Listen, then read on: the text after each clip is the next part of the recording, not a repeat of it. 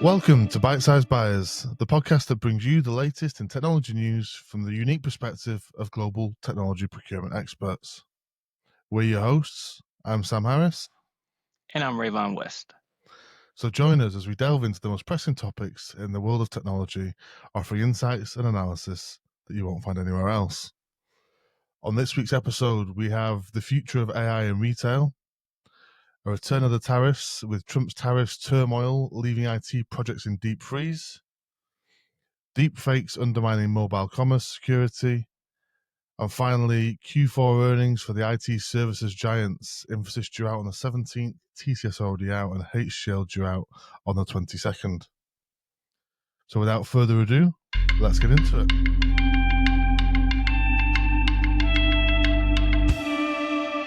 Let's start the first topic of today's episode, the future of AI in retail. I'll preface by saying the onslaught of artificial intelligence continues. Today, we're discussing the future of AI in retail, which is leading to smarter merchandising and better customer experiences. The topic comes about as AI is driving innovations in e-commerce sectors, much like every other sector for that matter at this point.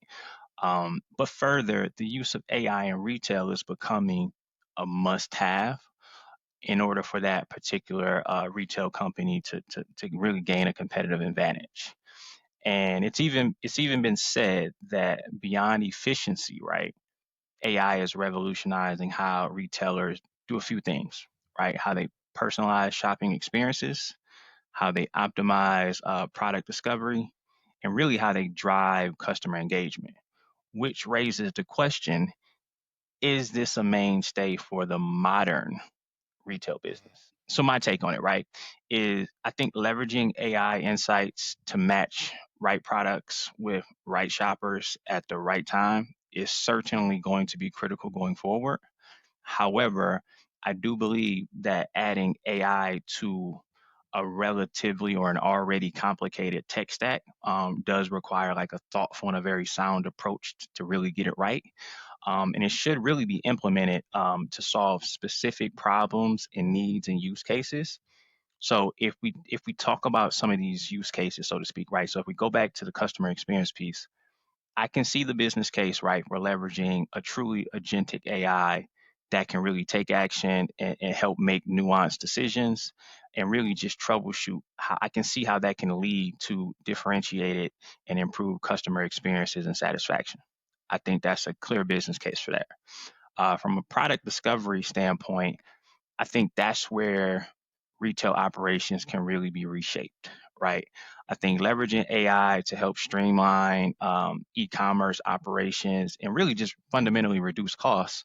I think if they do that by optimizing search results or simply like helping to reduce workloads for merchandisers by creating product descriptions with images, right? I think that there's a clear business case for that. That's going to lead to richer shopping experiences for customers, and it really gets into that hyper personalization, right? All of that makes sense, right? It certainly does. And as an individual who has worked quite extensively in the retail sector to help strategize, deliver, and really execute large scale sourcing programs, this could really be, and it does feel like this could really be transformative for the industry, and certainly by improving revenue, right? Which is paramount, and at that point, everything else is secondary.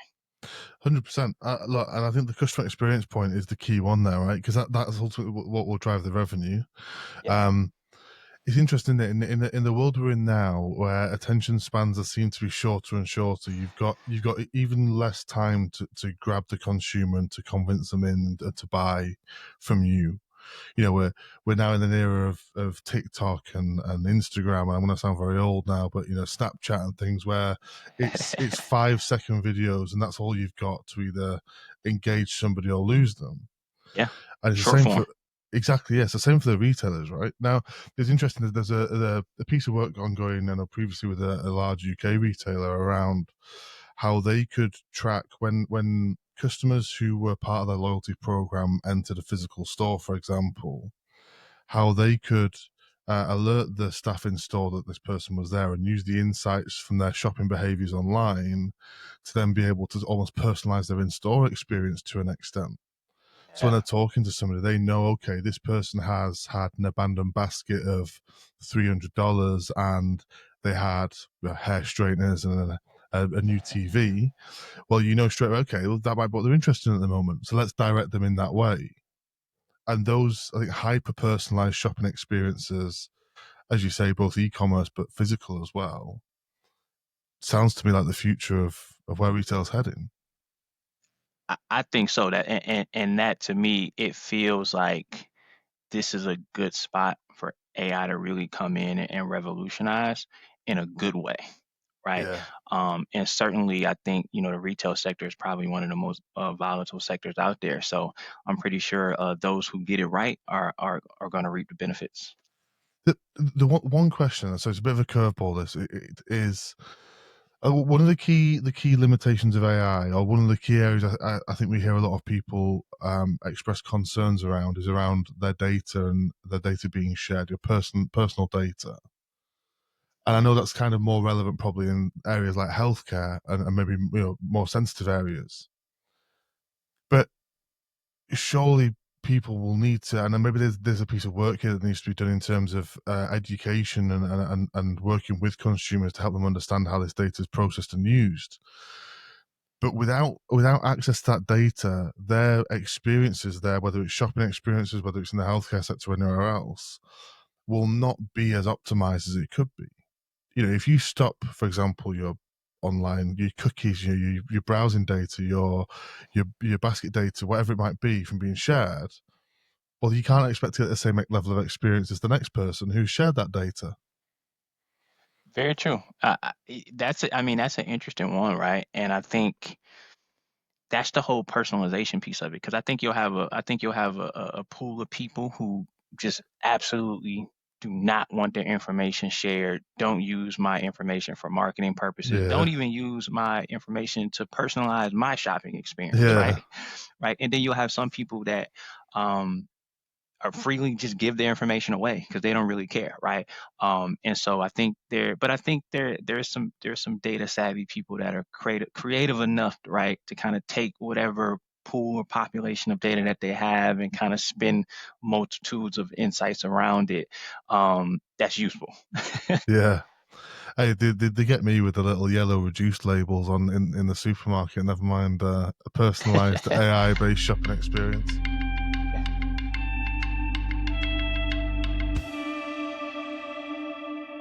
So the second story we have today is once again the returning and the evergreen topic of tariffs. A story in the Register from yesterday at the time of recording, so Monday, when this comes out on Thursday, on Monday the 14th of April. A story from Dan Robinson around Trump's tariff turmoil, leaving IT projects in deep freeze. And largely what this is referring to is that the tariffs are leaving the IT industry in limbo. It's they're in, they're out. Will they, won't they? Even though, I mean, we heard the stories of Apple flying in planes full of iPhones from China to try and beat the tariffs. We saw South Korea reporting a massive surge in exports to the US in the period up to March. Again, people trying to get in ahead of the expected tariffs. But even now, things like chips are excluded, but our other components excluded. All this lack of clarity and this uncertainty um, is causing concern. But it's also therefore, according to this article at least, leading to IT projects being pushed to the right and potentially to never be seen again, or to be seen potentially in 6, 12 months' time, whenever the situation thaws out. Um, it's an interesting angle, and it's an angle that you could argue we've seen for a few years now, regardless of the tariffs. These things like the pandemic and other situations have led to a lot of organisations not making big capital investment decisions. We've not had a stable economy really in the Western world for a number of years now, due to one issue or another. Um, but I think what was really interesting was the contrast then with that article and then a piece of research that was released by Bain this week.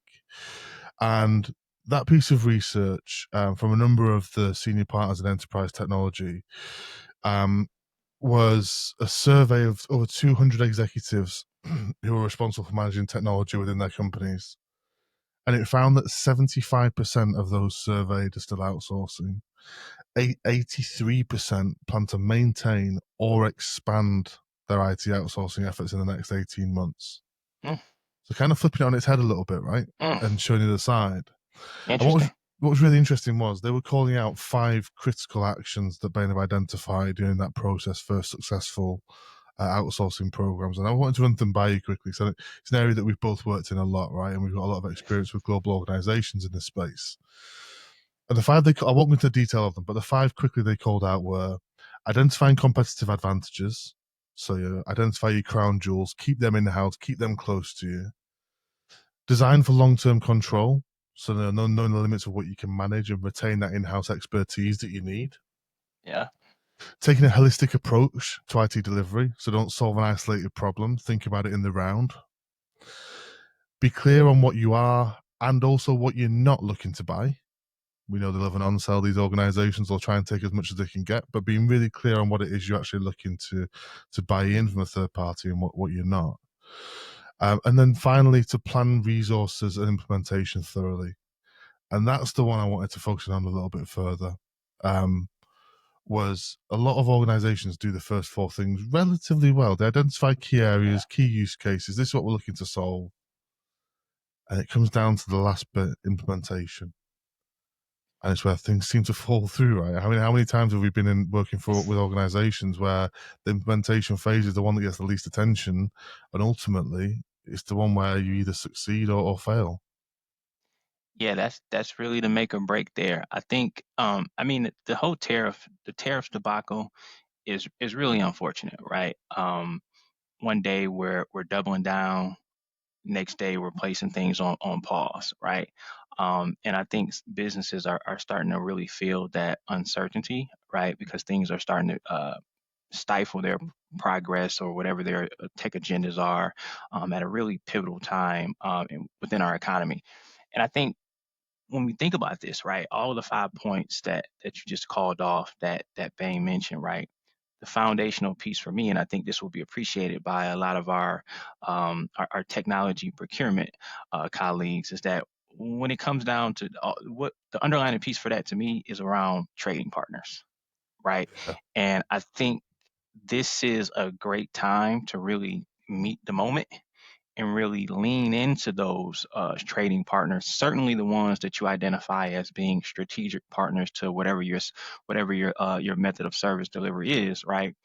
And really taking the time to develop those contingency plans around the what ifs, right? And just to contract, buy better, spend better, and just be smarter about how you guys are approaching your line of business. Because at the end of the day, if the tariffs do continue, if they stick around and they get increased or whatever the case may be, one thing for sure that we know, right, that is certain, is that it's going to be felt globally, right? And if that's the case, right, then certainly use this as an opportunity to really strengthen those strategic partnerships with your trading partners, Yeah. and weather the storm together. Yeah, completely. Look, I think as well, whether the tariffs remain in full force, whether they accelerate, whether they fall back, the thing that's going to remain is cost pressures aren't going anywhere. No. It might accelerate them, it might decelerate them slightly, but ultimately we're still in the same position. Cost pressures are rising, and outsourcing in the right way is a Yes. key lever and a key enabler to unlocking significant savings potential. Now, look, there's a potential if we look at some of the comments from the EU and Ursula von der Leyen around potentially looking at putting tariffs on US services, whether that be a threat or otherwise, who knows at the moment. Okay, there could be an impact there. I accept. But in general, regardless of position, I think for every organization, really reconsidering your outsourcing strategy is a surefire way to bring in significant savings and done in the right way, done in a sympathetic way, but done in a way where you hit those 5 points that were called out there, Yep. and with a professional procurement team around you who would know the market and understand how to extract the best value from the market. It feels like a win-win situation. These companies at the moment are crying out for large deals. If you've got a large outsourcing project, everyone wins. Yeah, it's about working smarter, not harder, right? And if you can do the outsourcing the right way, right, you're only going to improve operations.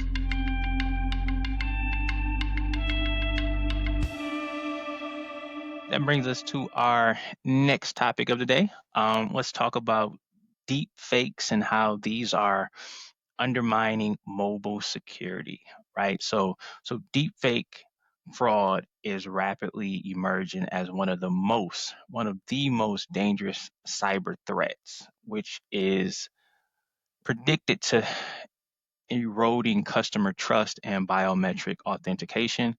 um, a bit of a lesson here is deep fakes. For those who are a bit unfamiliar, a deep fake by definition refers to a specific kind of synthetic media where a person in an image or a video is swapped, right, with another person's likeness, right? And so this can be within images, sounds, or video. Um, uh, to throw out a fact here, in 2024, 188 million people in the U.S. shopped on mobile devices, right? And mobile transactions now account for just about half of all e-commerce sales, right? And when you think about how all of those transactions, or how people use iOS Face ID and Android Face Unlock as a security measure to get access to their mobile devices that house their credit card information, right? Their banking account information, the passwords, and all of that good stuff. You can see how this is mounting as a very, very critical threat here.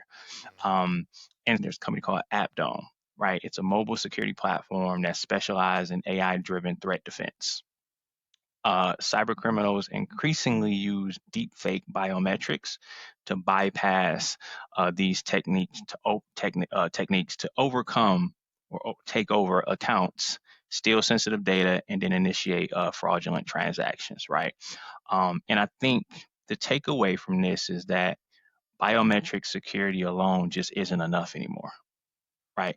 I think Yeah. most customers trust biometric authentication based on its quote unquote perceived uniqueness.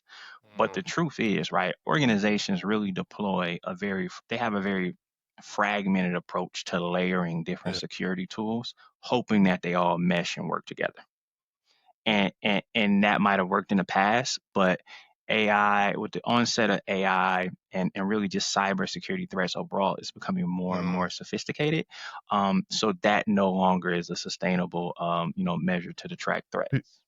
People trust it until they have a breach themselves, right? So people are going to trust biometrics until they themselves are a victim of a deep fake, or they know somebody who's close to them who's a victim of, and it's on the rise, as you said. So it's not going to be long until a lot of people have been impacted by either directly or indirectly by um, these deep fake scams or deep fake hacks. I think the interesting thing for me is, again, and I think it's part of technological advancements.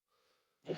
As always with these big advancements, the threat actors are quicker to advance than everybody else, and that's kind of to be expected to an extent.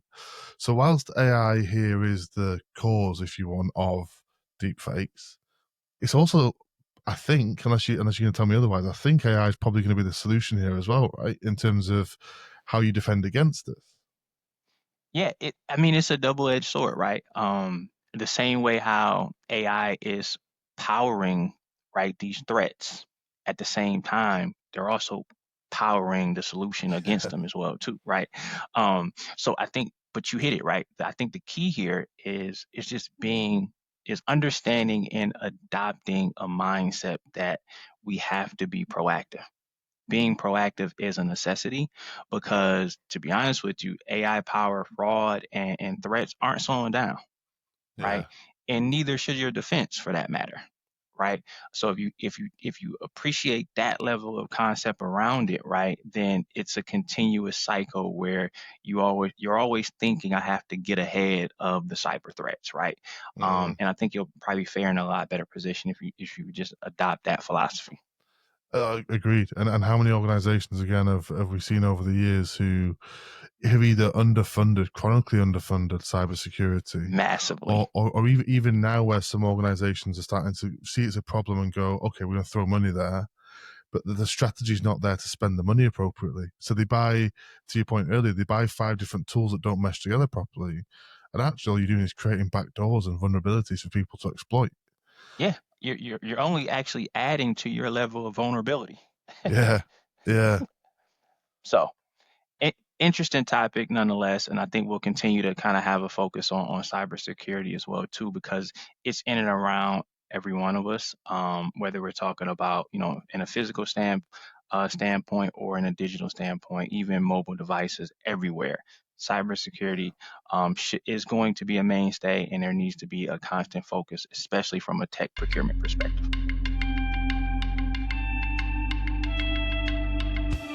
Okay, so final story today. A bit more of an insight piece, I guess, for now, while we wait for all the results to come out. But just a quick overview of some recent developments in the IT services market. It is for a number of the large organisations Q4 end of year. We saw TCS results recently. We've got Emphasis results are due out on Thursday afternoon, so a few hours after this podcast will be released. And then HCL due out early next week. And the trends are already starting to emerge. You get some of the analyst recommendations and some sources coming through who are confirming that, for the likes of Emphasis and HCL, numbers are going to be okay. They're not going to be groundbreaking. Emphasis expecting around a 15% reduction in net profit for Q4 year-on-year position.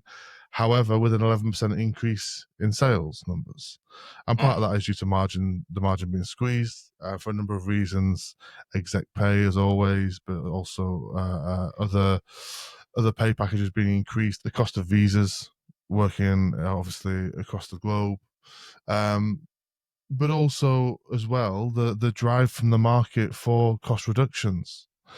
So it's kind of to be expected to see that. What we're seeing at the moment really is a lack of these mega deals coming through the market. To the earlier discussion we had around the economic uncertainty caused over the last few years by a number of different situations.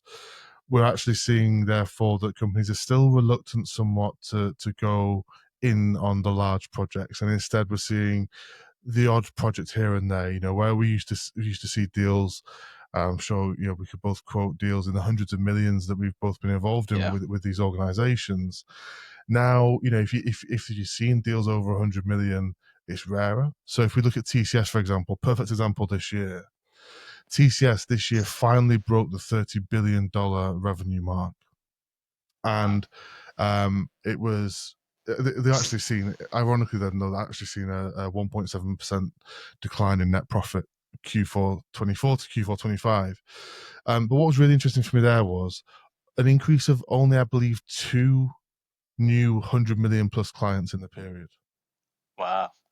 So a lot of the work that's being picked up is either existing clients increasing some, doing a few extra projects, or picking up new logos, but those new logos spending far lower amounts. And these Far lower. organizations actually now fighting out at the lower end of the spectrum, where before, you're focusing on these mega diamond clients if you're Accenture, or platinum clients, etc., depending on which organization you work for. So then, look, the key thing I wanted to bring out of this really was that your revenue's increasing. Yes, margin though is tightening. It's quite a soft market. Investment decisions being delayed. Discretionary spending not where the market would like it to be. And I'm gonna keep banging this drum on this podcast, but it's a buyer's market. It's such a good time if you are the brave organization that steps out and says we're going to go for it. The potential gains are huge, and outsourcing in the right way to these guys at a time when they're really looking for new logos, they're looking for new revenue. If you can go out in the market and offer these true strategic partnerships, to your point before, go into partnership, get through these times together, build that relationship that's going to last, that's going to see you both through, and both of you will benefit so hugely from that. I mean, it really is a buyer's market, and everything that we talked on this episode, right? We talked about, outsourcing and doing it right. We talked about the strategic partnerships. We talked about AI, right? So I think on a double-edged sword, when you think about that, how are these large profit services type of providers like the HCL and TCS, how are they actually understanding this and taking this to their existing and potentially new customers? And then for the organizations that are utilizing these services from these third party suppliers, how are they actually really challenging those suppliers to, hey, look, tell me how you're actually embracing AI and how it can actually Yeah, revolutionize my business, right? And I think if they can figure out what that sweet spot is, right, we may start to see the next 5, 10, 15, $100 million deals, right? yeah, Because they really landed on what it could be, on what the potential is, right?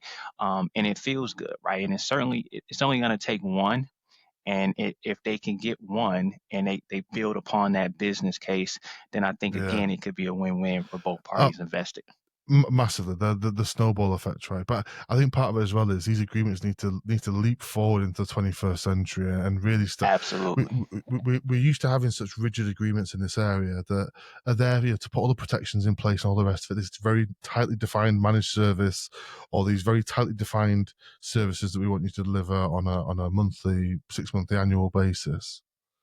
When actually what you need at the moment are those agile agreements that allow AI to be brought in, bring automation in, encourage that innovation, and actually both parties benefit. You have those Yeah, gain share models in place that mean that the cost of sale, the cost of delivery for the supplier is better for them, but also therefore the cost to you as a customer organization is lower. And they then get that and they can go scale that with other clients and use that elsewhere. Meanwhile, you're the early adopter that gets the benefits for it. that's the formula. There's the formula right there. If they can continue to, because you got to think, customers are actually challenging those providers to bring the innovation, Yeah, right? If they could bring the innovation, right, and make sure that that innovation hinges on being more productive, right, increasing more advanced service operations, and fundamentally saving costs for that particular enterprise, right? yeah. Who's not signing up for that?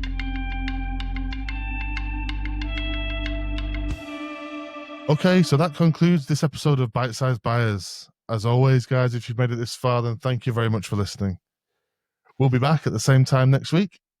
In the meantime, if you've got a news story that you'd like to hear us cover, or if you've got anything you'd like to add to the discussion from today, then please do leave a comment down below. And finally, if you've enjoyed this episode or any of the previous episodes, please remember to keep supporting us by giving us a thumbs up and subscribing wherever you listen to your podcasts. I've been Sam Harris. And I've been Rayvon West. Until next time.